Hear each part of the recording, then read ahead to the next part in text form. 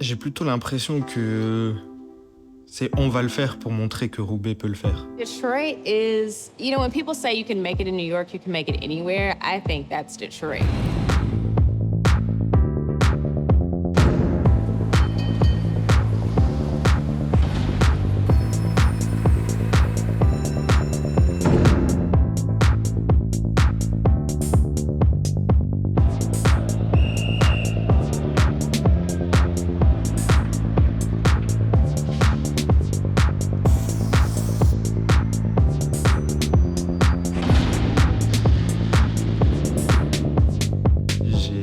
À cœur de mettre dans mon projet des Roubaisiens.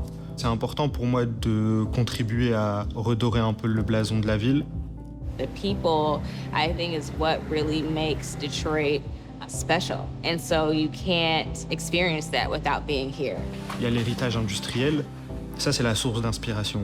L'idée, c'était à la fois de proposer une solution technique de par l'utilisation de la seconde main, mais c'était surtout de réunir une communauté de personnes qui, comme moi, avaient envie de créer un monde juste. I really wanted to do something to contribute to sort of the redevelopment of the city and really the inclusivity of minorities. I was really just looking to build community. On n'attend pas d'avoir des gros moyens pour faire des grandes choses. On essaye de prendre ce qu'on a et de le transformer en quelque chose de grand. Et c'est quelque chose que je partage avec des tas d'autres créateurs ici dans cette ville. You feel it, it's visceral in a different way. If you're doing something meaningful, community here will rally around you.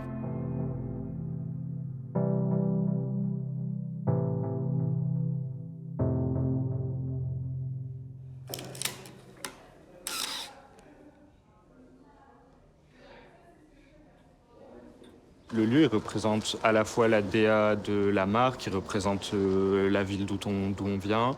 On est grave riche de culture, tu vois, genre toutes les personnes qui sont là, on a tous des projets, on bouge, on fait des choses.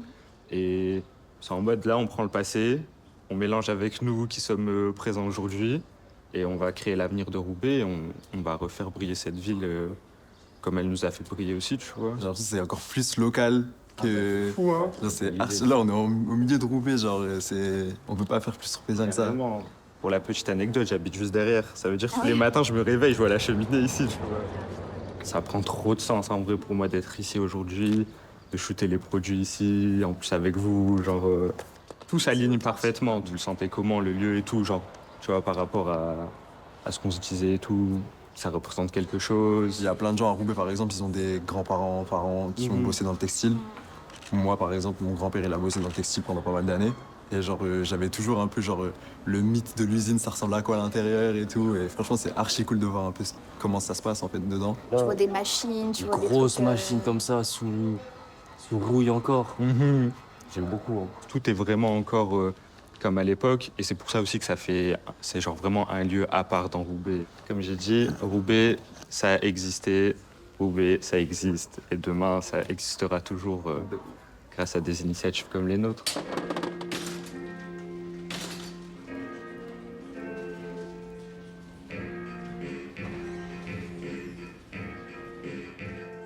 When I started the brand, or really the store, the idea was that it would be kind of this department store for Black-owned brands. Small businesses don't always have access not only to capital, but to a network that can support their business. Yeah, not just connecting the product to the people, but you connected the brands with each other.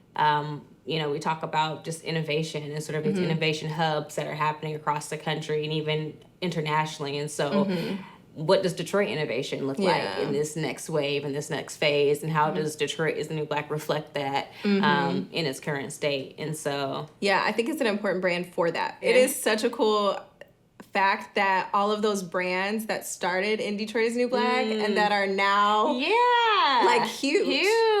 I mean, I think that's the proof of the work for me. Exactly. It's like it was a need for it. It wasn't just in my head. It wasn't something I just wanted to do. I felt like there should be a space for all of these really great people to be seen and to be visible. And it's accessible. Like, you don't really have to be, know a person, to really plug in. It's like, this is for the public. If you're old, young, Black, white, this is really a bridge that can tie all of those things together. So I think people will support any evolution of it because, I mean, we still have like it's one of the most popular bands at the store. Yeah. You know? Yeah. Well, Still. and I think to see a lot of the artists that came through the store I really didn't even think about thrive, that. you know, and like that is the community. Like that is Detroit is the New Black. And so if they're successful and they're still have a voice in the creative world. Keeping as much local as possible, it gives us the opportunity to kind of showcase what Detroit has. And just being able to experience that vibe and that energy sort of through product and through a retail space, I think was really, really special. So that was nice. Definitely. Yeah.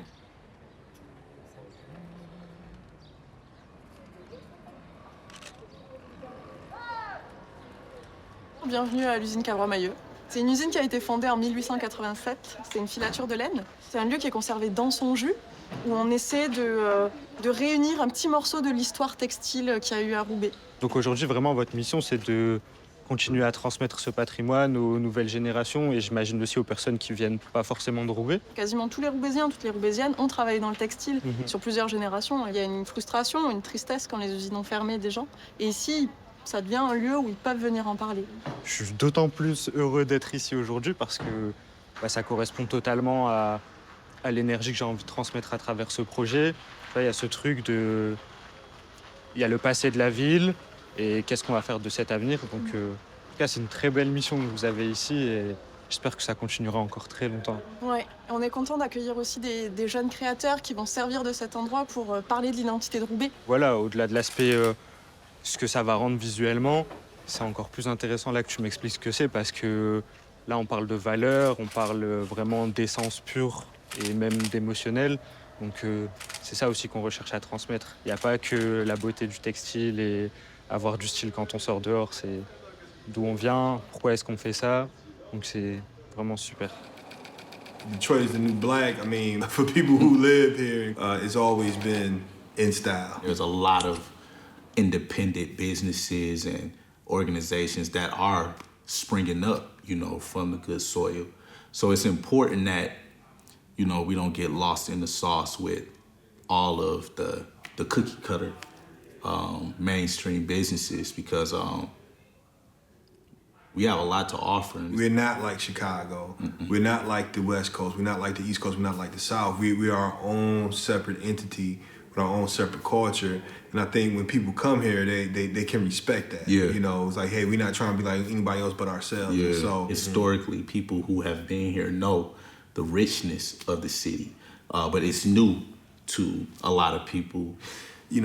Art is something that we know as educators that is, the mark of high intelligence. Yeah, for you know sure. What I'm saying? And so when we expose our kids to art, what better way to expose them to those in their own community that they can see and be like, yo, I can do that too. At my school, in our creed, I put in there for our elementary students to say every day, one part is I plant seeds of positivity that will grow throughout my community. I will change the world. It's important for us to support us.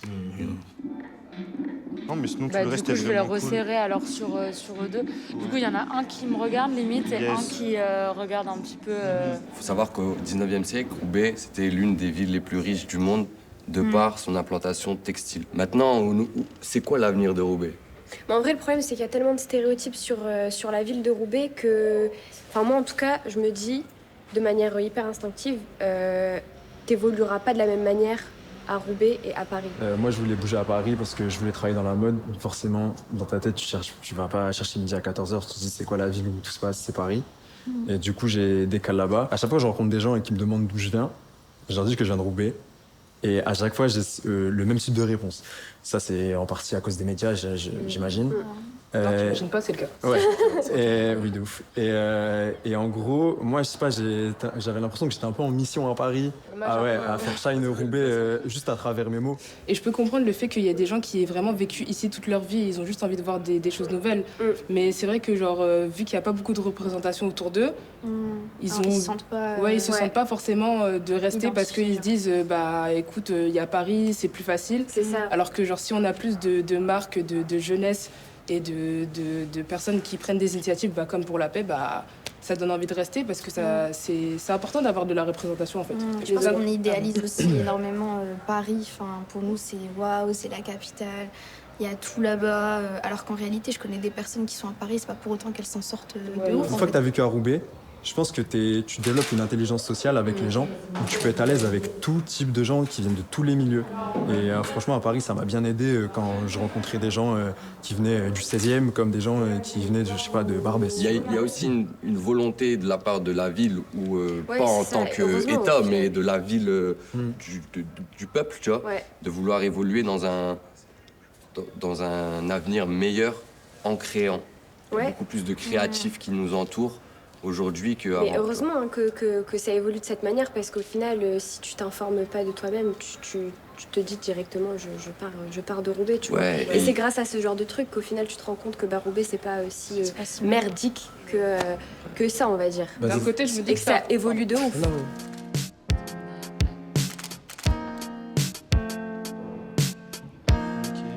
I think is the importance of doing things locally, because it creates a sense of authenticity and also unique sort of personhood in that space, and something that wouldn't necessarily exist in a New York or LA or even, London or abroad. And so that's really what gave me energy to stay here and create something that really was a platform for those voices. So yeah, I think that's a good point, because when you go to other cities, it's like oversaturated. Yeah. It's definitely different in Detroit because it's like a different artist pool. Correct. And just different background too. Because when you go to New York and LA, a lot of times it's like they're transplants. They're creative, really cool, creative, funky people from all over that just go to New York or go to LA and are in the scene. Whereas like Detroit, as you mentioned, has like that authenticity. For sure. You're here because, you grew up here, you were raised here, and you love it, and you love the city, and then you become a part of something like that. I think it's such a melting pot, too, of cultures and people. It is like being able to experience those cultures in one space. Detroit is magic. Like, it's a spirit. It's not an aesthetic. It's not a specific industry. It really is like magic. And if you can capture that spirit in a bottle, which is what I'm trying, to do, I think that is something people can connect to all over the world. So